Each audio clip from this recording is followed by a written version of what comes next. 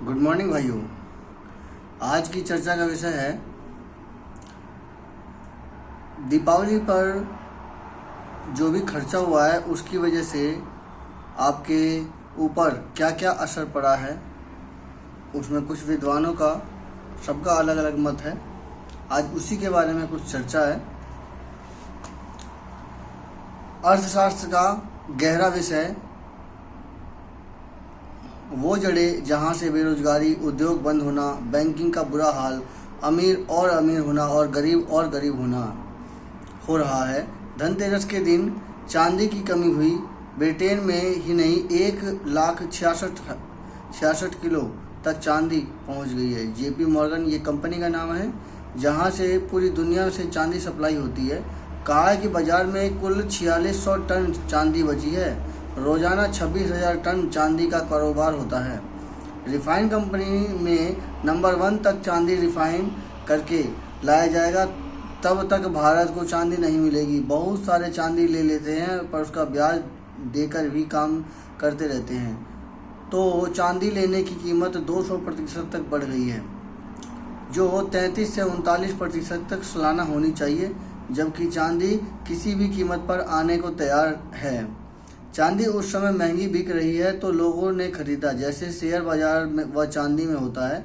ऊपर जाने के हवा लगती है, हवा मतलब उसमें जो है अफवाह उड़ती है, तब चांदी या शेयर में पैसे लगाते हैं। अगले 20 से 30 साल का दाम आज ही लिया जा रहा है। भार में 50% तक लेन ऐसे हैं जो पैसे को निवेश करते हैं फैक्ट्री खोलने आदि की देनदारी में। एमएसएमई में पैसे लगाएं, ये सब प्रोडक्ट इन्वेस्टमेंट कहलाता है। ये एमएसएमई मतलब कोई प्रोडक्ट बनाते हैं जो उसे प्रोडक्ट इन्वेस्टमेंट कहलाता है, जिससे उत्पादन होता है, जिससे गरीबों के पास पैसा आता है क्योंकि वो काम करते हैं और उनके पास ही पैसा आता है, क्योंकि नौकरी देगा तो उस पैसे से बाजार चलेगा और मांग बढ़ेगी तो अर्थव्यवस्था बढ़ेगी।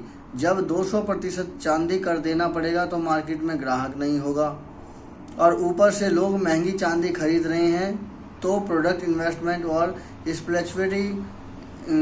स्पेक्युलेटिव इन्वेस्टमेंट बढ़ गया। तो भारत में प्रोडक्टिव की जगह स्पेक्युलेटिव में जा रहा है। मतलब ये जो प्रोडक्टिव में पैसा लगाने की जगह वो स्पेक्युलेटिव में जा रहा है, जैसे सट्टेबाजारी हुआ, शेयर मार्केट हो गया, इस सब में जा रहा है, या आपका क्रिप्टो बाजार हो गया। ग्रोथ को भी आने में 5 साल लगते हैं। भ्रष्ट शासन में कब तक फैक्ट्री लगेगी पता नहीं। कानून हजारों बार बदल चुके हैं तो जोखिम प्रोडक्शन कामों में हो गया है। ये सब मार दिख रहा है। मतलब आपकी जो प्रोडक्टिव इन्वेस्टमेंट है उसमें कई तरह के झंझटें हैं। एक तो ग्रोथ जो है लगभग 5 साल बाद मिलती है। भ्रष्ट शासन से फैक्ट्री सही से नहीं काम कर पाती है। कानून हजारों बार बदलते रहते हैं, तो जोखिम जो है प्रोडक्शन कामों में हो रहा है, जिस वजह से जो है लोग प्रोडक्टिव इन्वेस्टमेंट में करना नहीं चाहते हैं। अब इसका सोल्यूशन क्या है? मेरी ओर से ये सोल्यूशन है कि मजदूर वर्ग तक कंपनी में अपना शेयर लगाने और प्रोडक्ट बढ़ाएं, तो ऐसे स्पेक्युलेटिव मार्केट में आग लगेगी, जैसे चांदी में है, क्योंकि खरीदने के लिए ज़्यादा पैसा लगेगा जो शेयर में आ रहा है। स्पेक्युलेटिव मार्केट फंड आदि। बैंकों की हालत ख़राब है क्योंकि लोग बैंक से पैसा लगा नहीं रहे हैं, तो बैंक ने लघु उद्योगों में पैसा लगाने के बदले वे स्पेक्युलेटिव मार्केट में पैसा लगाने लगे हैं। जी हाँ, ये एक बहुत बड़ी समस्या होती जा रही है, जो एक आभासी मुद्रा है। आभासी मुद्रा में ही बैंक वाले भी ज़्यादा से ज़्यादा पैसा लगाने लगे हैं, क्योंकि उनको दिख रहा है कि वो पैसा हमें तुरंत तत्काल मिल जाएगा, जिसकी वजह से स्पेक्युलेटिव मार्केट जो है बहुत तेज़ी से बढ़ जा रहा है। लोग जो है इन लोगों को पैसा नहीं दे रहे हैं जो कि प्रोडक्टिव यानी प्रोडक्ट बनाने में सहयोग दे रहे हैं, जिसकी वजह से लोगों में बेरोजगारी हो रही है, क्योंकि महंगाई इतनी ज़्यादा है और बाज़ार में विश्वास नहीं है, तो हर आदमी बचकर चल रहा है कि एमएसएमई वालों को पैसा मिलेगा ही नहीं, तो रोजगार की समस्या बनी रहेगी, सरकार की मांग में कमी होगी। तो ये लूटो जैसा कार्यक्रम हो गया। मतलब कि वो अमीरों के पास ही पैसा अमीरों के पास पहुंचता गया और गरीबों के पास वो पैसा पहुंचा नहीं। तो सट्टेबाजी करते करते कार्यक्रम ऊपर चला गया है। तो चांदी की मुंहमांगी कीमत चल गई, जिससे कहीं नहीं रोका जा सकता, और एक झूठी दौलत जो सट्टेबाजी से बनी दौलत है वो खड़ी होती जा रही है, परंतु उत्पादन हो नहीं रहा है, और ये रुपए की कीमत डॉलर के मुकाबले 88 रुपये हो गई है। तब की एक्सपर्ट नहीं हो रहा है। ग्राउंड रिपोर्ट में व्यापार एमएसएमई का है ही नहीं। ट्रेजिट फोकस में 60 अरब रुपए गेन किया है। बैंक ट्रेजेडी में आधा पर गया है। क्वार्टर में हुआ है। जो पहले 17 अरब थे वो बैंकों का फोकस प्रॉपर्टी, चांदी, सोना में लगाने में फोकस हो गया है। बैंकों को उद्योगों को लोन देना चाहिए, परंतु वो तो सट्टेबाजी जैसे कामों में लगाने लगे हैं। हालत यह है कि 12 से 14% एसएमएमई को ही माल मिलता है। अब आप ये देखिए कि जो भी पैसा मिलता है बैंकों से उसमें केवल 12 से 14% तक ही एमएसएमई को ही माल मिल पाता है। बाकी सब जो है आपका सट्टे बाजारी वाले कामों में चला जाता है। मतलब फाइनेंशियल संस्थानों, लोग, लघु और मध्यम उद्योगों को इंटरसेप्ट में लेक भी भेदभाव। एसएमएमई में 30 से 60% तक लोन और कॉरपोरेट में 12 से 14% तक का भेदभाव है। अब आप ये देख सकते हैं कितना ज़्यादा भेदभाव है। और इस प्रकार बैंक सोना चांदी जैसे बाजार में लगाना शुरू कर रहा है, और इसके पीछे का कारण है कि एमएसएमई का जो रिजल्ट आएगा वो करीबन 5 साल बाद मिलेगा, और उसमें भी थोड़ा सा धोखाधड़ी हो जाती है। जबकि जो है स्पेक्युलेटिव मार्केट में आपका पैसा तुरंत का तुरंत मिल जाएगा, और उसमें धोखेबाजी में क्या, केवल ध्यान रखना सबसे ज़रूरी है। रोजगार कहाँ से आएगा जब लोगों के पास पैसा नहीं पहुँचेगा? तो पैसा तिजोरी से तिजोरी तक ही चला गया, और रोजगार की डिमांड कहाँ से आएगी? मांग नहीं तो रोजगार भी नहीं होगा। पैसा बहुत है परंतु अमीरों तक है। कुछ पैसे भारत में ना लगाकर विदेशों में लगा रहे हैं। चांदी में अगर पैसा लगा दे तो सारे लूटने को तैयार हो जाते हैं। भारत में जीडीपी का 89% सोना लोगों ने इकट्ठा कर रखा है। अब देखिए, क्योंकि भारत सोने की चिड़िया इसी वजह से कही गई है कि जो लेडीज़ें हैं वो सबसे ज़्यादा सामान अपने पास सोने के रखती हैं, जो 89% तक है। 38 ट्रिलियन का होल्ड है। भारत को टोटल वेल्थ का 60% में आंकड़ा जानना जरूरी है। भारत में 70% फिजिकल एसिस्ट और 29% फाइनेंस में ट्रेडिंग कर रहे हैं। ये अमीरों की बात हो रही है जिसका असर हो रहा है। 75% गोल्ड व ETF में पैसा था। कोई भी बिजनेस वाला फैक्ट लगाएं या फालतू के इन्वेस्टमेंट करें। जब इस फ्लैक्चुएशन में 6 महीने से रिटर्न मिल रहा है तो फैक्ट्री में क्यों लगाऊं? इससे रिटर्न 5 साल में मिलेगा। अब आप खुद समझ सकते हैं, इसी वजह से ज़्यादा लोग इस फ्लैक्चुएटिंग मार्केट में अपना पैसा लगा रहे हैं। अब इसका सॉल्यूशन क्या है? अगर मैं इस फ्लैक्चुएटिंग मार्केट को इस तरह से कर दूं कि वो बहुत ही शॉर्ट टर्म में अगर वो प्रोडक्टिव मार्केट की तरफ झुक जाए, तो ये पॉसिबल है कि ज़्यादा से ज़्यादा लोग जो है प्रोडक्टिव मार्केट में ही पैसा लगाना शुरू करेंगे। तो इसका तरीका हो सकता है मेरे ख्याल से कि ग्रुप में काम करें, इन्वेस्टमेंट वाला ग्रुप, प्रोडक्ट वाला ग्रुप, ताकि फ्लेक्सिबल पर असर ना पड़े। जो फ्लेक्सिबली मतलब कि उतार चढ़ाव जो चलता है उसका असर कम से कम हो, और लाभ थोड़ा सबको मिले। 15% सालाना है तो घटता जा रहा है, जो 30 से 18% इस फ्लैक्चुएशन में कुछ महीनों में आ जाता है। अब ये सोच लीजिए कि सालाना 15% जो मिल रहा है, जो वो 30 से 18% इस फ्लैक्चुएशन में कुछ ही महीनों में आ जाता है। इसी वजह से ज़्यादा लोग इस फ्लैक्चुएटिंग मार्केट में जाते हैं, यानी सट्टे बाजारी में जाते हैं। फैक्ट्री में भ्रष्टाचार है, रिस्क है। स्पेकुलेशन में केवल मार्केट रिस्क है। इस फ्लैक्चुएशन में केवल मार्केट रिस्क है। रिस्क यानी उतार चढ़ाव के ऊपर ही रिस्क है, और लिक्विडिटी रिस्क भी इसी वजह से है। फैक्ट्री में कोई सामान कोई उचित रेट नहीं मिलता है, जबकि सोने चांदी को तेज़ी से बेच सकते हैं, और इससे सरकार RBI व SEBI तोड़ सकती है। जिसमें बेईमानी का मौका नहीं मिला तो वो ईमानदार, और आज के ज़माने में 2 से 4% छोड़कर भारत के बेरोजगारी में 44% ग्रेजुएट, 5.2% राष्ट्रीय रोजगार, यूथ में 16% है सालाना। लिक्विडिटी को तोड़ा जा सकता है ज्ञान द्वारा, ताकि जो फैक्ट्री सामान पुराना बेचना चाहे वो हाथों हाथ बिक सके, उस पर लिक्विडिटी का असर ना पड़े। तो उसके लिए एक ऐप या वेबसाइट बना दी जाए जिस पर पुराना सामान या फैक्ट्री का सामान बेचा जा सके। एमएसएमई 31,900 बंद हो चुके हैं। फाइनेंस 2025 में 61% बढ़ी है। आप सोचिए कि इतनी एमएसएमई बंद हो चुकी हैं।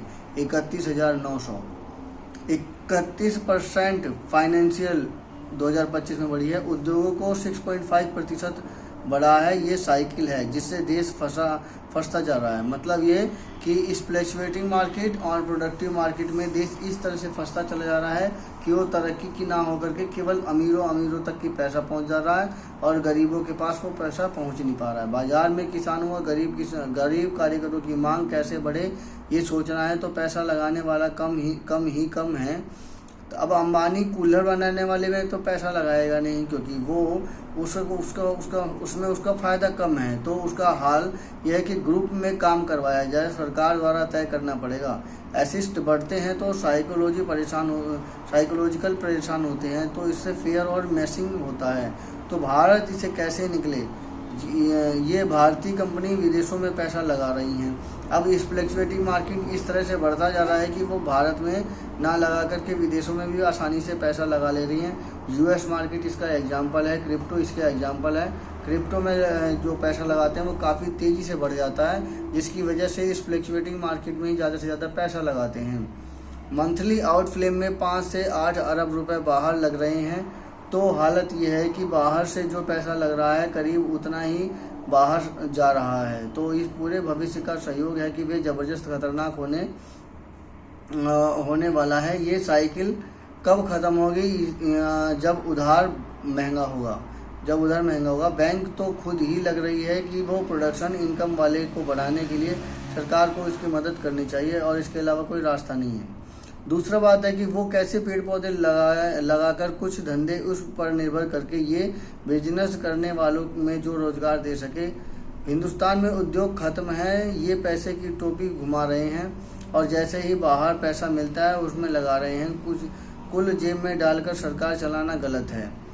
अब इसका जो हल है मेरे ख्याल से वो ये है, यदि स्पेक्युलेटिव मार्केट का इस प्रकार से बनाया जाए कि ये जो ऐप हैं जैसे कि ग्रो ऐप हो गया या शेयर मार्केट के जितने भी ऐप हो गए जिसमें आप लोग आसानी से स्पेक्युलेटिव मार्केट में पैसा लगा लेते हैं, कुछ पैसे ऐसे लगाए जाएं, उसमें ऑप्शन डाल दिया जाए कि वो पेड़ पौधे के नाम जाए, जिससे रिटर्न भी 5 से 7 साल बाद मिले और 5 से 7 साल बाद मिले। इसमें फर्म तैयार होगी और वो स्पेक्युलेटिंग या पेड़ या प्रोडक्ट में तालमेल बनाने में लगा सकते हैं और इससे जो घाटा होगा वो भी आसानी से कंट्रोल किया जा सकता है, जिससे धंधे ज़्यादा पनपेंगे। पेड़ भी कंपनियों के पैरेलल वाले जैसे स्टील कंपनी को जैसे शीशम सागौन जैसे पेड़ों के पैरेलल लगाने से किसानों को लोन की सुविधा भी आसानी से मिल जाएगी और जब वो लोन मिल जाएगा तो वो ज़्यादा से ज़्यादा लोग पेड़ पौधों की तरफ लगाने में शुरू करेंगे।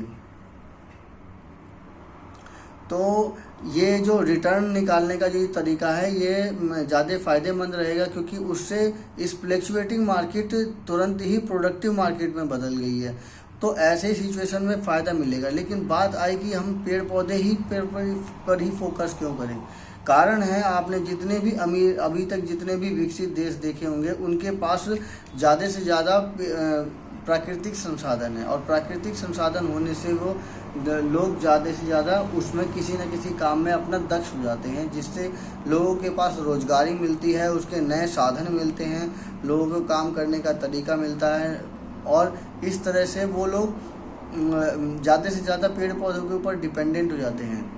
तो इसकी वजह से हमें रिटर्न कंटिन्यू लंबे समय तक मिल जाएगा और सबसे बड़ा फ़ायदा जो आज के समय में जो लकड़ियों का जो रेट है वो काफ़ी ज़्यादा हाई रेट पहुंच रहा है इन कंपैरिजन टू अगर देखा जाए तो स्टील, सीमेंट या लोहे के,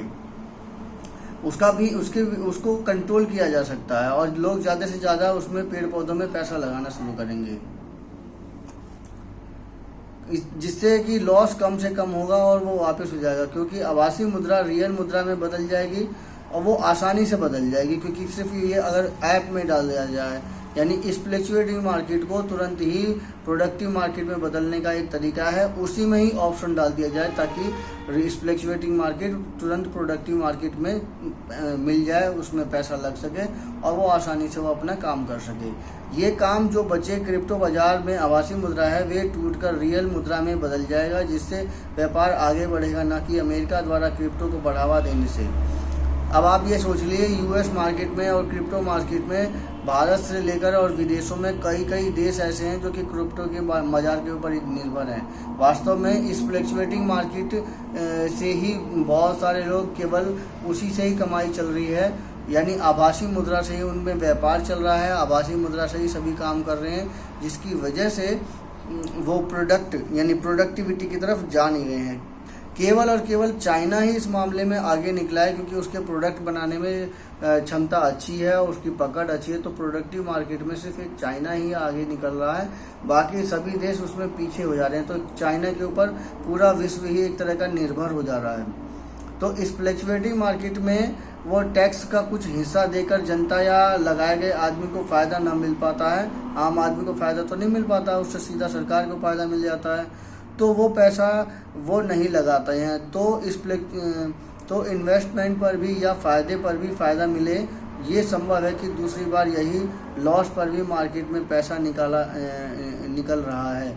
तो जितना पैसा लॉस होगा उसका कुछ हिस्सा तो एक पेड़ पौधे जैसे प्रोग्राम में वापस आ जाएगा, बस समय लगेगा, जिसमें 5 से 7 साल बाद कितना रिटर्न होगा इसका पता होना चाहिए, जिससे उसको लॉस कम होगा।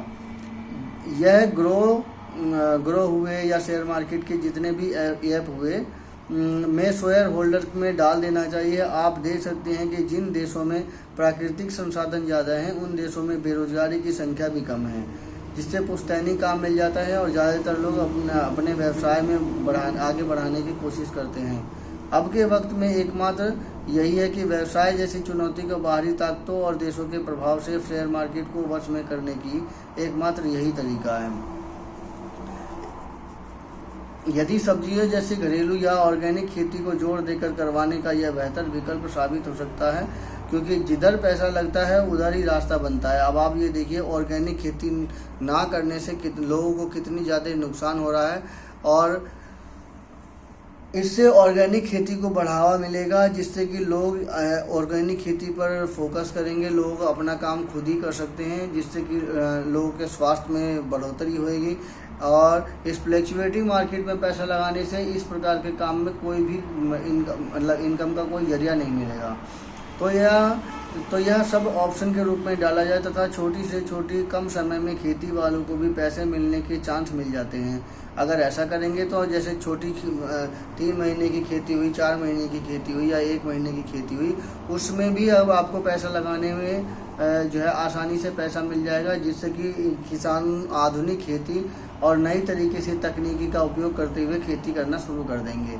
अब आप ये देखिए, चाइना के जो तरक्की का जो मेन कारण वो यही है कि वहाँ के जो किसान हैं वो उनमें सरकार ने इस तरह से करा है कि इस फ्लक्चुएटिंग मार्केट को प्रोडक्टिव मार्केट में आसानी से जितनी जल्दी आसानी से कन्वर्ट कर सके, उस देश में उतने ही अच्छे किसान बन जाते हैं। इसका मुनाफा मिल जाता है, वो खेती की आधुनिक खेती के रूप में बदल जाएगा। ऐसे में 2 प्रकार के मार्केट साथ साथ चलेंगे और जो लॉस को भी बैलेंस कर देगा, जिससे पेड़ पौधे वाले प्रोडक्ट बनाने में लोगों को रोजगार मिलेगा। लोहे, स्टील और उद्योगों का एक ऑप्शन मिलेगा, जिससे लोग ज़्यादा से ज़्यादा गांव की तरफ भागेंगे।